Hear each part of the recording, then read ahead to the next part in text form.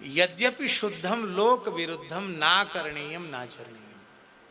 इसलिए समय का ज्ञान बहुत जरूरी है।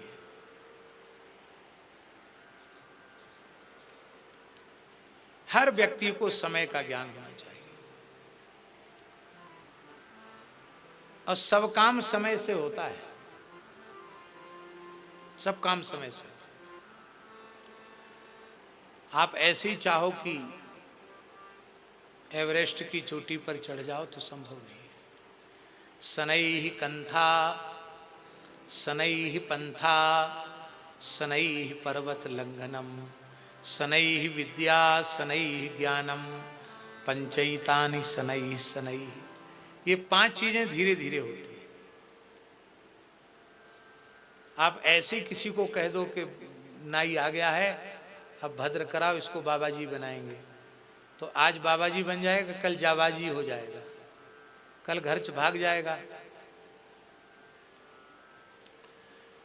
अब साधु बनने आया है तो उसको कहो कि भैया रहो कुछ दिन, गैया का गोबर उठाओ, सेवा करो, झाड़ू लगाओ, सत्संग करो, नाम जप करो, हरि गुरु संतों की निश्चल निष्कपट भाव से सेवा करो। फिर साल 2 साल देख लिया कि हाँ इसकी रहनी वृत्ति ठीक है, तब फिर संत कृपा कर देते। इसलिए पुराने समय के जो बालकालीन संत वो अच्छे संत, पक्के संत। और वर्तमान समय में तो इतने जल्दी चेला बनाने में, शिष्य बनाने की त्वरा इतनी रहती है कि यहां मना करेंगे तो पता नहीं बगल वाले स्थान में जाके चेला बन जाएगा। भीड़ चाहिए।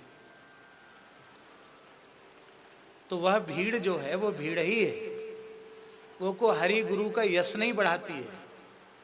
हमारे यहाँ हमारे गुरुजनों ने समझाया। हमने पूज्य गुरुदेव पहाड़ी बाबा से कहा, महाराज आपने भेष तो दे दिया, कोई उपदेश दीजिए।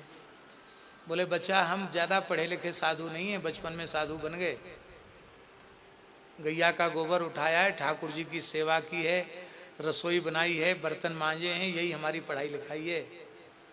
साधुओं के बीच में रहे हैं बचपन से। पर हमारे गुरु महाराज ने हमको एक वाक्य दिया था, ये बच्चा भेष भगवान का है, इसे लजाना नहीं, इसे पुजाना। वही गुरु महाराज का वाक्य हम तुमको दे रहे हैं, ये भेष भगवान का है, इसे लजाना नहीं। अब महाराज जी एक वाक्य में क्या नहीं कह दिया उन्होंने, सब कुछ कह दिया। हम लोग जब परिचय देते हैं तो यही तो कहते हैं, भेष भगवान का, सब संतों का दिया हुआ, गुरु महाराज का दिया हुआ, छोटा सा अमुक दास, यही तो परिचय देते कि नहीं। तो सबसे पहले क्या बोलते, भेष भगवान का, ये भगवान का भेष है, इसको लजाना नहीं। इसलिए शनैः कंथा, कंथा माने होता वैराग्य। धीरे धीरे जो वैराग्य होता वही श्रेष्ठ होता है। शनैः पंथा।